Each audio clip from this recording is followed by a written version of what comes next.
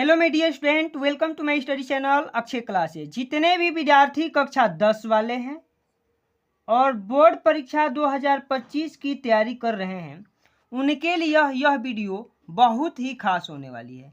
इस वीडियो में हम 2025 के लिए हिंदी का एक वायरल मॉडल पेपर लेकर के चले आए हैं, जिसका कोड आप लोग देख रहे हैं 801 MB। ठीक है, यदि आप इस वायरल मॉडल पेपर को पूरे बहुविकल्पी प्रश्नों के साथ साथ इसके यदि लिखित आंसर भी देख लेते हैं तो आपको कॉपी लिखने का तरीका भी पता चल जाएगा और आपकी तैयारी भी ठीक ठाक से अच्छी हो जाएगी। इस पूरे वीडियो को अंत तक देखेंगे तो 70 में 70 नंबर लाने से कोई नहीं रोक सकता है। ठीक है, क्योंकि इसमें बताएंगे हम कि 100% नंबर कैसे लाना है। ठीक है, हिंदी में 100% नंबर लाने का ट्रिक है इसमें। ठीक है, तो सबसे पहले आपको ऐसा ही पेपर मिलेगा। यहाँ आपको प्यारे बच्चों भर लेना है अनुक्रमांक और यहाँ भर लेना है आपको नाम। ठीक है, दो चीजें भरने के बाद अब चलिए पेपर को हल कैसे करना है। तो समय आपको मिलेगा 3 घंटे 15 मिनट का। ठीक है, सबसे पहले हम निर्देश पढ़ लेते हैं कि प्रारंभ के 15 मिनट परीक्षार्थियों को प्रश्न पत्र पढ़ने के लिए निर्धारित है। 15 मिनट में आप प्रश्न पत्र को पढ़ लीजिएगा, उसके बाद हल कीजिएगा। प्रश्न पत्र 2 खंड अ तथा खंड ब में विभाजित है। यह जो पेपर मिले है वह 2 खंड में है और आपको जो पेपर मिलेगा वह भी 2 खंड में होगा।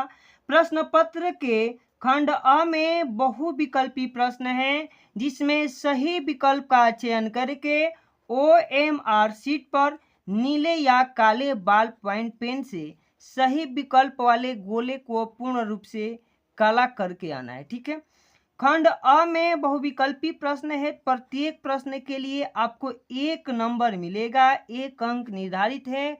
आप लोग जानते हैं कि 20 MCQ पूछेगा और 20 में 20 प्यारे बच्चों आप लोगों को हल करके आना है, इतना नंबर लाना है। OMR शीट पर उत्तर अंकित किए जाने के पश्चात उसे काटना नहीं है तथा इरेजर या व्हाइटनर आदि का प्रयोग नहीं करना है, इनसे आपको बचना है। प्रत्येक प्रश्न के सम्मुख उसके अंक जो है दिए गए हैं, आपको ध्यान से देख लेना है। चलिए सबसे पहले बहुविकल्पी प्रश्न है और खंड अ है, तो खंड अ के पढ़ लेते हैं। आपको पूर्णांक 20 नंबर का है। तो चलिए पहला ही प्रश्न है कि बाबू गुलाब राय किस युग के लेखक है। ऑप्शन है कि भारतेंद्र युग, द्विवेदी युग, शुक्ल युग या शुक्लोत्तर युग। ठीक है, शुक्लोत्तर युग। तो इसका राइट आंसर प्यारे बच्चों हो जाएगा कि बाबू गुलाब राय जो है शुक्ल युग के लेखक है। ऑप्शन सी बिल्कुल यहाँ से सही हो जाएगा। प्रश्न संख्या 2 को पढ़ लेते हैं कि चिंतामणि किस विधा की रचना है। निबंध है कि कविता है, नाटक है या कहानी है। तो चिंतामणि किस विधा की रचना है, तो इसका राइट आंसर प्यारे बच्चों हो जाएगा कि निबंध विधा की रचना है। ऑप्शन ए यहाँ से बिल्कुल आपको सही हो जाएगा। प्रश्न संख्या 3 है कि गबन किसकी रचना है या गबन के रचयिता कौन है। मुंशी प्रेमचंद जी है, जयशंकर प्रसाद जी है, निराला जी है या हरिकृष्ण प्रेमी जी है। तो इसका राइट आंसर हो जाएगा कि गबन की रचयिता मुंशी प्रेमचंद जी है, यानी कि राइट आंसर प्यारे बच्चों ए हो जाएगा। अब प्रश्न संख्या 4 पढ़ लेते हैं कि शुक्ल युग की समयावधि है 1936 से लेकर 1943 ईस्वी तक, 1919 से 1938 तक या 1900 से लेकर के 1918 तक या उपरोक्त में से कोई नहीं। तो इसका राइट आंसर प्यारे बच्चों होता है 1919 से लेकर के 1938 तक के समय को शुक्ल युग की समयावधि बताया गया है। अब प्रश्न संख्या 5 है। 5 क्या है कि नीड़ का निर्माण फिर किस विधा की रचना है। जीवनी है, आत्मकथा है, साक्षात्कार या भेंटवार्ता है या रेखा चित्र है। तो इसका राइट आंसर प्यारे बच्चों हो जाएगा कि आत्मकथा है। ऑप्शन बी बिल्कुल यहाँ से सही हो जाएगा। प्रश्न संख्या 6 है कि प्रिय प्रवास किस युग की रचना है। इसका ऑप्शन देखिए और अपना उत्तर दीजिए। ठीक है प्यारे बच्चों, ऑप्शन है कि द्विवेदी युग की है, भारतेंदु युग की है, प्रगतिवादी युग की है या छायावादी युग की है? तो राइट आंसर हो जाएगा कि द्विवेदी युग की है, प्रिय प्रवास। ठीक है, ऑप्शन ए बिल्कुल सही हो जाएगा। मधुशाला, ये है मधुशाला किसकी रचना है? प्रश्न संख्या 7 को बताना है। रामधारी सिंह दिनकर, हरिऔध या हरिवंश राय बच्चन या सुमित्रा नंदन पंत जी? तो इसका राइट आंसर हो जाएगा हरिवंश राय बच्चन जी। ऑप्शन सी बिल्कुल यहाँ से सही हो जाएगा। भारत भारती, भारत भारती किसकी रचना है? सियाराम शरण गुप्त, ठीक है, मैथिली शरण गुप्त, जयशंकर प्रसाद या महादेवी वर्मा? तो इसका राइट आंसर प्यारे बच्चे हो जाएगा मैथिली शरण गुप्त का है। आंसर जो है बी बिल्कुल सही हो जाएगा। ठीक है, अब प्रश्न संख्या 9 है कि आधुनिक काल कब से कब तक है? ठीक है, तो प्यारे बच्चों इसका आंसर हो जाएगा कि सन 1843 ईस्वी से अब तक के समय को आधुनिक काल कहते हैं। तो ऑप्शन ए बिल्कुल सही हो जाएगा। अब प्रश्न संख्या 10 पढ़ लेते हैं कि मतीराम किस युग की कवि है? ठीक है, आधुनिक काल, आदिकाल, भक्ति काल या रीति काल? तो इसका राइट आंसर प्यारे बच्चों हो जाएगा कि रीति काल के कवि है। ऑप्शन डी बिल्कुल यहाँ से सही हो जाएगा। अब 11 नंबर, ये जो है ग्रामर व्याकरण सेक्शन से है। ठीक है, अब यहाँ से आपको ध्यान से देखना है व्याकरण वाला। ठीक है, कि हास्य रस का अस्थाई भाव है, शोक है, रति है, हास्य है या निर्वेद है? तो हास्य रस का अस्थाई भाव हास होता है। ऑप्शन सी बिल्कुल यहाँ से सही हो जाएगा।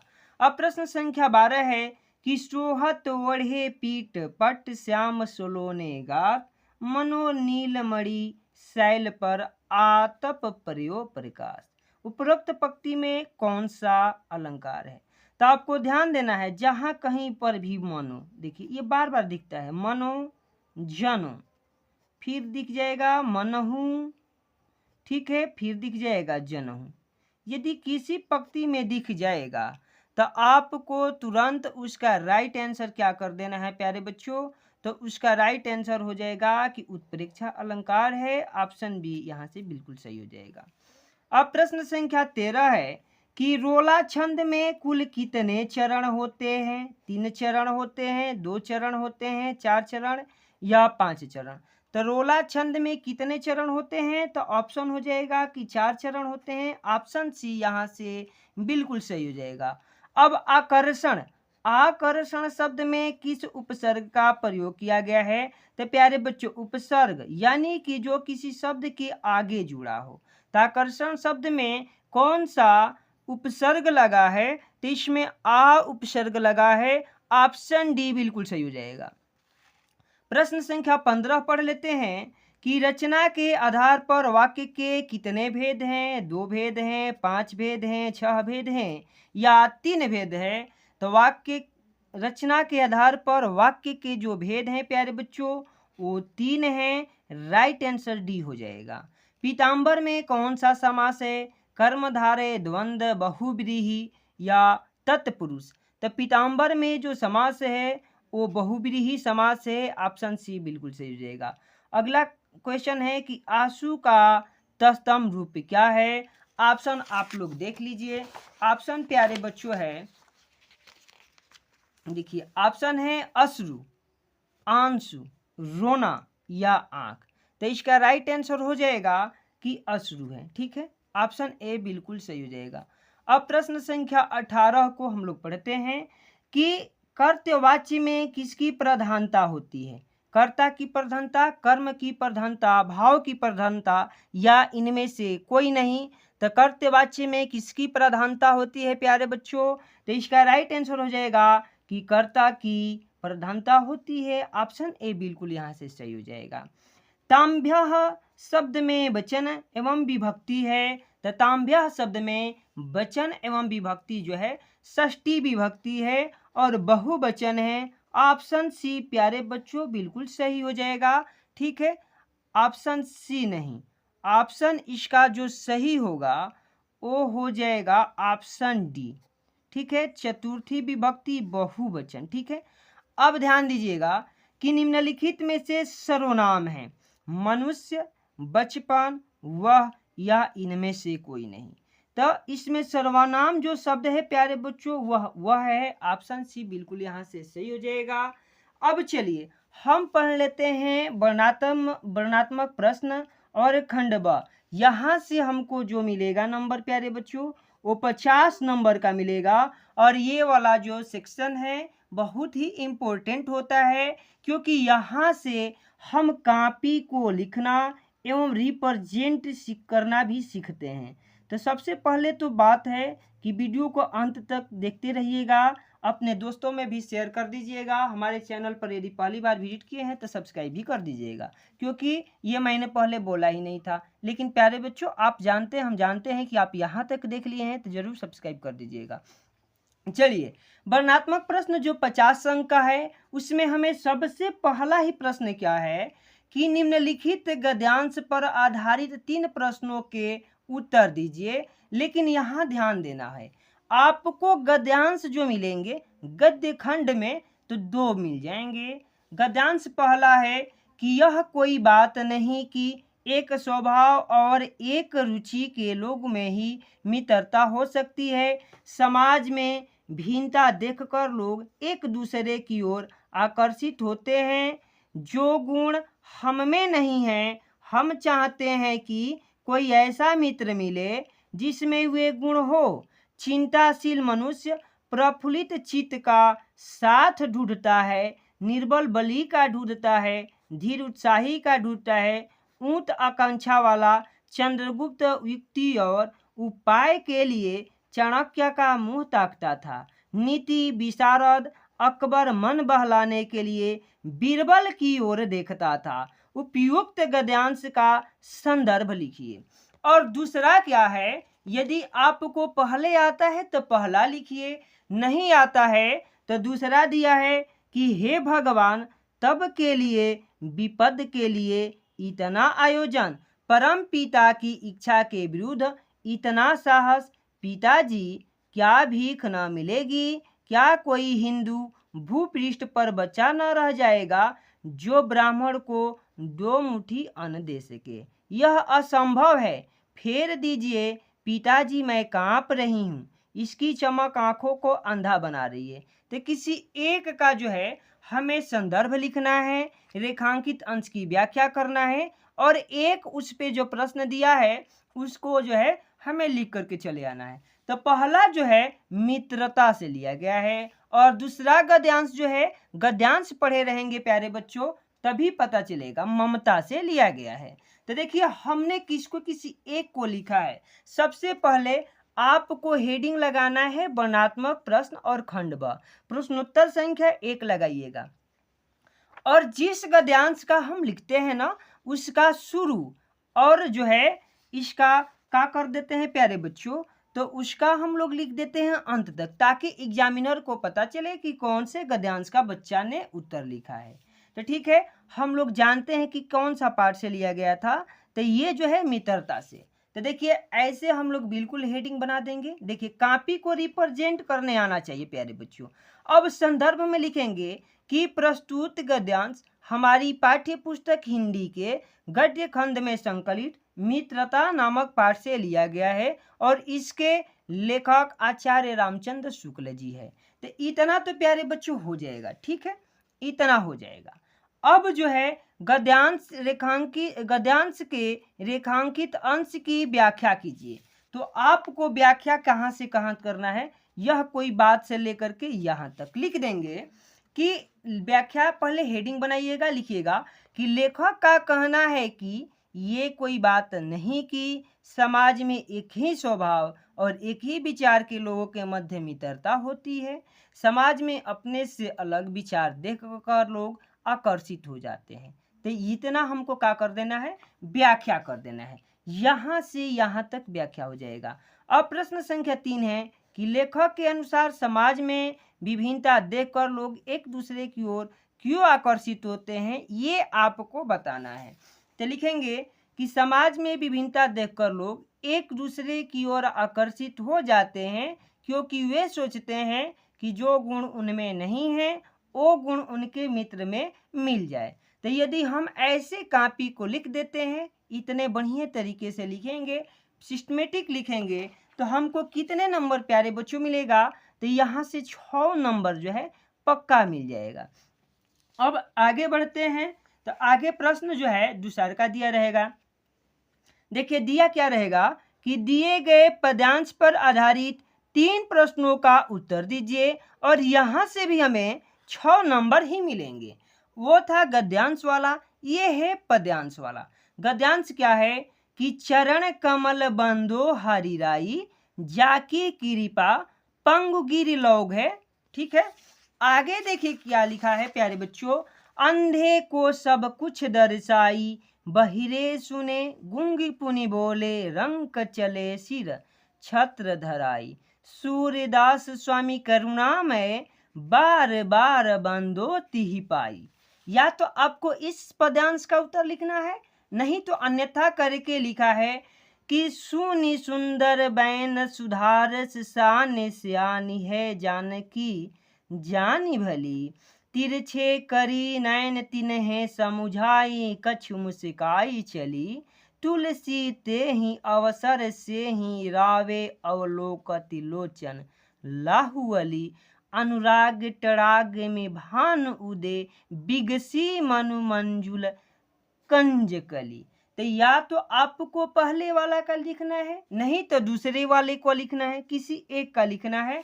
तो देखिए प्यारे बच्चों, हमने क्या किया है ना कि जो पहला है चरण कमल बंदो हरिराई, इसका हमने उत्तर आप लोगों के लिए लिख रखा है ताकि मैं आप सभी को अच्छे से बता दूं। ठीक है प्यारे बच्चों, तो देखिए अब आपको प्रश्नोत्तर संख्या 2 लगाना है। पूरे वीडियो में अंत तक बने रहिएगा और वीडियो को ध्यान से देख लीजिए ताकि आपका तैयारी हो जाए। तो चलिए, चरण कमल से स्टार्ट था और बंदो तिहि पाई। ठीक है प्यारे बच्चों, बंदो तिहि पाई यहाँ तक हम लिख देंगे। अब संदर्भ लिखेंगे कि प्रस्तुत पद्यांश श्री सूरदास द्वारा रचित सूर सागर नामक ग्रंथ से हमारी पाठ्य पुस्तक हिंदी के काव्य खंड में संकलित पद शीर्षक से लिया गया है। तो यह कौन सा शीर्षक से लिया गया था प्यारे बच्चों? तो पद शीर्षक से लिया गया था। आपने पढ़ी है, इसकी तैयारी की है, तो आपको बढ़िया से समझ में आ रहा होगा। ठीक है, तो ये तो हो जाएगा हमारा संदर्भ। अब रेखांकित अंश की व्याख्या कि बहिरो सुने गूंगी पुनि बोले, रंक चले सिर छत्र धराई, यहाँ तक लिखना है। तो देखिए व्याख्या क्या लिखेंगे, अपने से कुछ व्याख्या में शब्दों को जोड़ा जाता है। ठीक है, ताकि उत्तर जो है सुंदर और सुशोभित हो। कि कवि सूरदास जी कहते हैं कि श्री कृष्ण के चरणों के प्रभाव से बहरा व्यक्ति सुनने लगता है, गूंगा व्यक्ति फिर से बोलने लगता है, और दरिद्र भी अपने सिर पर राज छत्र धारण कर लेता है। यहाँ लिखा ही गया है कि बहिरो सुने गूंगी पुनि बोले, रंक चले सिर छत्र धराई। तो ठीक है, ऐसे हमको लिख देना है, यहाँ से हो जाएगा। अब प्रश्न संख्या हम पढ़ेंगे आगे। तो प्रश्न संख्या देखिए ये है कि उपयुक्त पंक्तियों में कौन सा अलंकार है? तो इसमें कौन सा अलंकार है? तो रूपक अलंकार है। ठीक है प्यारे बच्चों, रूपक अलंकार है, तो यहाँ हम लिख देंगे। अब हम बढ़ जाएंगे आगे। ठीक है, आगे देखिए, तो आगे हमारा प्यारे बच्चों क्या दिया था? तो आगे दिया था कि दिए गए संस्कृत गद्यांश में से किसी एक का ससंदर्भ सहित हिंदी में अनुवाद कीजिए। संदर्भ लिखेंगे 2 नंबर और उसका अनुवाद करेंगे तो 3 नंबर मिल जाएगा। और यहाँ यह जो है अनिवार्य संस्कृत जो आपकी बुक में पीछे दी गई है, वहाँ से ये प्रश्न उठाए गए हैं। ठीक है, प्रश्न 3 है कि ऐसा नगरी भारतीय संस्कृते संस्कृत भाषाश्च केंद्र स्थलम अस्ति, इत एवं संस्कृत वाङ्मयस्य संस्कृतेश्च आलोक सर्वत्र प्रस्यन्तः, मुंगल युवराज दाराशिकोः अत्रागत्य भारतीय दर्शनम शास्त्राणाम अध्ययनम अकरोत्, तस्येता सतेषा है ज्ञानेन तथा प्रभावितः अभवत्, यत् तेन उपनिषदाम अनुवादम फारसी भाषायाम अकुर्वन् कारितः। ठीक है, या तो इसका नहीं तो दूसरे का। ठीक है, ये जो है लिखा है कि मानव जीवनस्य संस्कृत संस्कृति, ठीक है। तो किसी एक का हमें आंसर करके आना है। तो चलिए हमने तीसरा का जो है पहला ही आंसर किया है, ठीक है। चलिए ऐसा नगरी से लेकर के भाषायः करितः तक, तो लिखेंगे संदर्भ में कि प्रस्तुत गद्यांश हमारी पाठ्य पुस्तक हिंदी के संस्कृत खंड बनारसी पाठ से उद्धृत है, ठीक है प्यारे बच्चों। अब हिंदी अनुवाद में लिख दीजिएगा कि यह नगरी भारतीय संस्कृति और संस्कृत भाषा के केंद्र स्थली है, यहाँ से यहाँ तक कि यह नगरी भारतीय संस्कृत और संस्कृत भाषा के जो है केंद्र स्थल है। आगे लिखा गया है कि यहीं से संस्कृत और साहित्य संस्कृत का प्रकाश सभी जगह पर फैला हुआ है। यहाँ से लिखा गया है, इति मतलब होता है यहाँ से ही, एवं मतलब ही संस्कृत भाषा और संस्कृत का जो प्रकाश है सभी जगह पर फैला हुआ है। मुगल युवराज दारा सिकोह भी यहाँ पर आए थे, ठीक है, भारतीय दर्शन के लिए यहाँ आए थे और उन्होंने इसके ज्ञान से, किसके ज्ञान से, संस्कृत के ज्ञान से इतने प्रभावित हुए कि उन्होंने इसका अनुवाद फारसी भाषा में किया था। इसी बात को अपने हिंदी शब्दों में लिख करके चले आना है। अब प्रश्न संख्या 4 की तरफ बढ़ जाते हैं प्यारे बच्चों। मैं देखिए ये हो गया। अब 4 पढ़ते हैं कि दिए गए संस्कृत पद्यांश में से किसी एक का संदर्भ सहित हिंदी में अनुवाद कीजिए और यहाँ से हम लोगों को मिलेगा पूरे के पूरे 5 नंबर। 2 जो है पद्यांश दिए जाएंगे। पद्यांश पहला, ये दूसरा है कि मान हित्वा प्रियो भवन्ति, क्रोध हित्वा न शचति, काम हित्वार्थान न भवन्ति, लोभ हित्वा सुखी भवेत्। या दूसरा है कि सर्वे भवन्तु सुखिनः, सर्वे सन्तु निरामया, सर्वे भद्राणि पश्यन्तु मा कश्चित् दुःखभाग् भवेत्। किसी एक का आंसर प्यारे बच्चों लिखना है।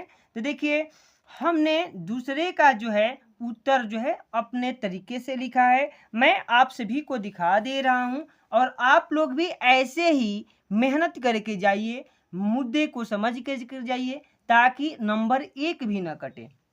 देखिए सर्वे भवन से लेकर के दुख भाग भवे तक है, तो लिखेंगे कि प्रस्तुत पद्यांश हमारी पाठ्य पुस्तक हिंदी के संस्कृत खंड में संस्कृत भारतीय संस्कृत पाठ से लिया गया है और इसका अनुवाद लिखेंगे कि सर्वे भवन्तु सुखिनः, यानी कि सभी लोग सुखी हो, सब सुखी हो, सब रोग रहित हो। लिखा गया है कि सर्वे संतु निरामया, सर्वे भद्राणि पश्यन्तु मा कश्चित् दुःख भाग् भवेत्। इसका लिख देंगे कि सभी का कल्याण हो और कोई भी दुख का भागी न बने। तो इस तरह से प्यारे बच्चों हम लोग आंसर जो है लिख करके चले आएंगे कहाँ से कहाँ तक का। तो प्रश्न संख्या 4 के लिए अब हमारे सामने जो प्रश्न संख्या 5 आता है कि अपने पठित खंड काव्य के आधार पर निम्नलिखित में से किसी एक का उत्तर दीजिए और आपको जो है खंड काव्य के लिए पूरे 3 नंबर मिलेगा। और इसमें ध्यान देना है, खंड काव्य जो है सभी जिलों के लिए अलग अलग पूछा जाता है। किसी के लिए मुक्ति दूत, किसी के लिए ज्योति जवाहर, किसी के लिए मेवाड़ मुकुट, अग्र पूजा, ठीक है, जय सुभाष, मातृभूमि, कर्णवाला, कर्मवीर के लिए और तुमुल खंड का भी। तो ये देखिए ये सभी बच्चों के लिए प्यारे बच्चों अलग अलग होता है। जैसे हम लोग बलिया वाले हैं, मान लीजिए कि यदि कोई बच्चा बलिया का है तो उसके लिए जो है कर्ण खंड काव्य पूछा जाता है, ठीक है। तो इसका उत्तर वो लिख करके आएगा। अब आप इसका उत्तर जैसे ये कर्ण खंड काव्य के लिए ऐसा ही आपको लिखना है, लेकिन आप ध्यान दीजिए आप अपने अध्यापक की सहायता से आप अपने जिले के लिए चयन कर लीजिए कि कौन सा पढ़ करके जाना उचित है। अब प्रश्न संख्या 6 क पे आ जाते हैं कि दिए गए लेखकों में से किसी एक का जीवन परिचय लिखते हुए उनकी एक प्रमुख रचना का उल्लेख कीजिए। यानी कि यहाँ से जीवन परिचय लिखेंगे आपको 3 नंबर और किसी एक रचना को लिख देते हैं तो 2। इस तरह से 5 नंबर प्यारे बच्चों पा जाओगे। डॉक्टर राजेंद्र प्रसाद है, जयशंकर प्रसाद है और आचार्य रामचंद्र शुक्ल हैं। किन्हीं एक का जो है हमें जीवन परिचय लिखना है। जीवन परिचय लिखने का सही तरीका भी आपको मालूम होना चाहिए, क्योंकि आपको मान लीजिए कि जीवन परिचय पहले से बहुत बढ़िया से पता है, याद है, लेकिन आप उसे प्रेजेंट नहीं कर पा रहे हैं तो भी नंबर एग्जामिनर नहीं दे देते हैं। चलिए हमने लिखा है पहले का ही 6 का पहला हेडिंग बना करके डॉक्टर राजेंद्र प्रसाद। बिल्कुल आप लोग बढ़िया से हेडिंग बनाइएगा कि डॉक्टर राजेंद्र प्रसाद, ठीक है, जो भी है। अब इनका जीवन परिचय हम लोग लिखेंगे प्यारे बच्चों।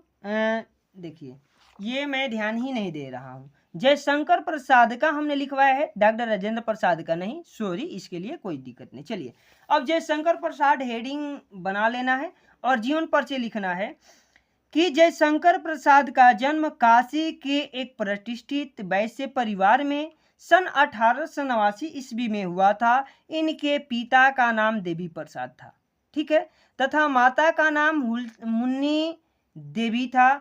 बचपन में ही पिता की मृत्यु हो जाने के बाद जयशंकर प्रसाद जी का प्रारंभिक शिक्षा घर पर ही हुई। इन्होंने हिंदी, संस्कृत, उर्दू, फारसी का गहन अध्ययन किया। इनको बचपन से ही अनेक कठिनाइयों का सामना करना पड़ा। इनका जीवन बड़ा ही संघर्षशील था। अल्पावस्था में ही ये क्षय रोग से ग्रस्त होकर के और सन 1937 ईस्वी में इनकी मृत्यु हो गई थी। तो ये था जयशंकर प्रसाद जी का जीवन परिचय।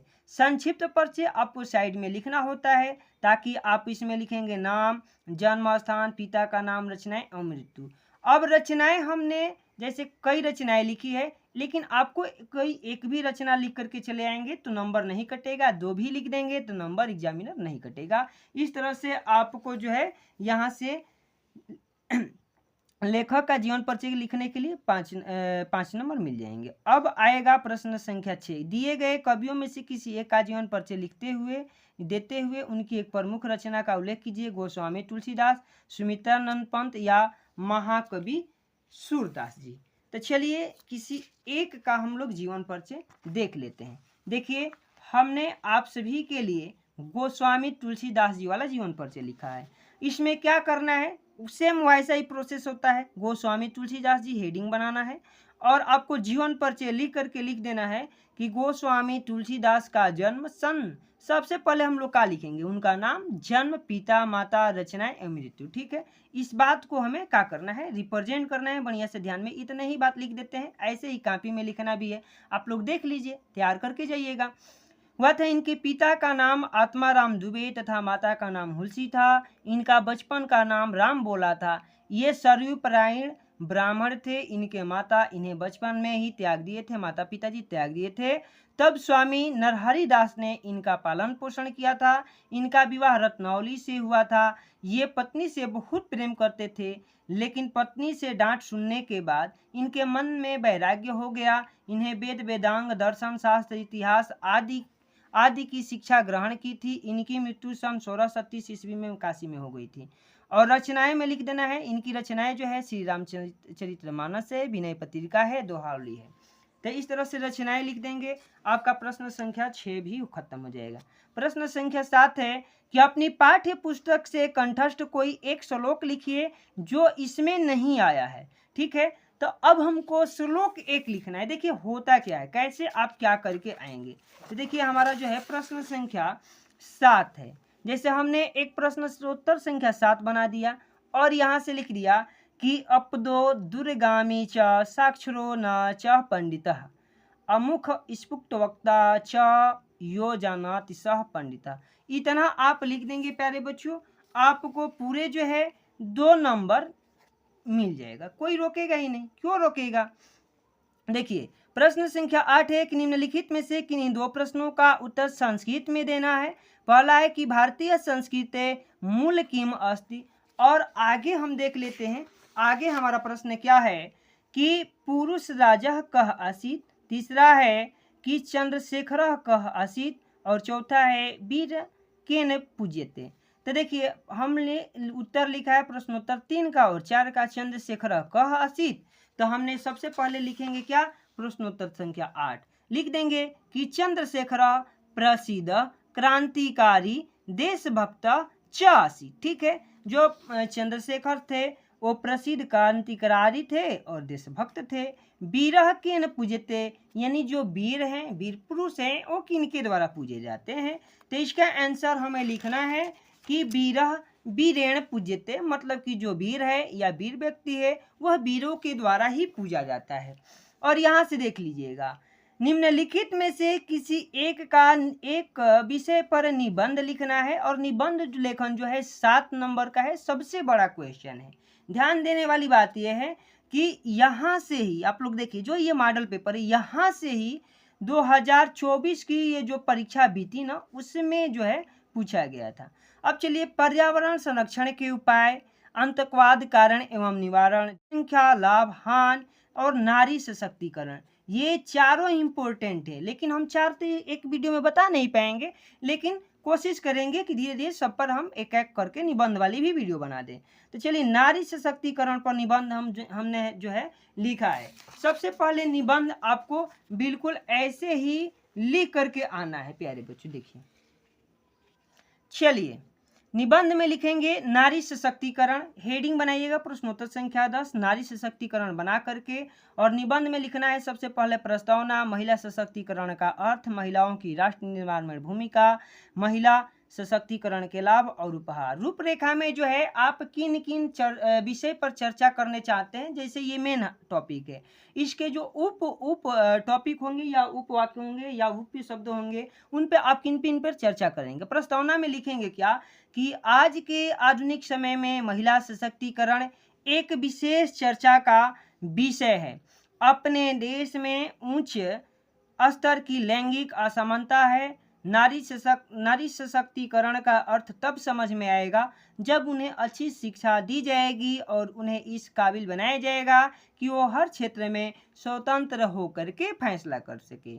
अब आगे हम थोड़ा सा लिख देंगे, बढ़ा चढ़ा करके निबंध में भी लिखना है कि महिला सशक्तिकरण का अर्थ क्या है, कि महिलाओं को सामाजिक स्वतंत्रता और आर्थिक स्थिति में सुधार जब होगा तो महिलाएं जो है सशक्तिकरण का अर्थ यही होगा, महिलाओं का जो शक्तियां प्रदान होगी। अब महिलाओं की राष्ट्र निर्माण में भूमिका पर हम दिखा देंगे कि बदलते समय के साथ आधुनिक युग की नारी पढ़ लिख कर स्वतंत्र है, वह अपने अधिकारों के प्रति सजग है तथा स्वयं अपना निर्णय लेती है।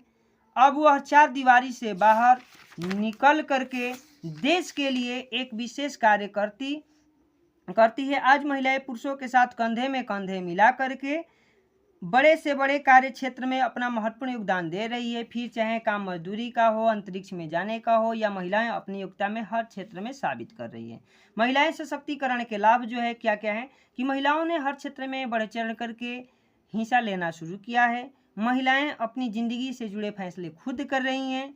पुरुष भी अब महिलाओं को समझने लगेंगे। और उपसंहार में जो निचोड़ है उसको लिखते हैं कि जिस तरह से भारत आज दुनिया के सबसे तेज आर्थिक तरक्की प्राप्त करने वाला देश में शुमार हुआ है, उसे देखते ही निकट भविष्य में भारत को महिला सशक्तिकरण के लक्ष्य को प्राप्त करने का ध्यान केंद्रित करने की आवश्यकता है। आज की नारी हर क्षेत्र में सक्रिय हो चुकी है। यह एक सुखद संकेत है। लोगों की सोच बदल रही है, फिर भी इस दिशा में और भी प्रयास करने की जरूरत है। तो आपको ज़्यादा नहीं, इतना ही लिख देना है। 2 पेज में लिखिएगा, पूरे के पूरे आपका जो है 7 नंबर मिल जाएगा। अब देखिए 10 नंबर आता है कि अपनी विशेष रुचियों का उल्लेख करते हुए अपने मित्र का एक पत्र लिखिए, और आपको इसके लिए 4 नंबर मिल जाएंगे।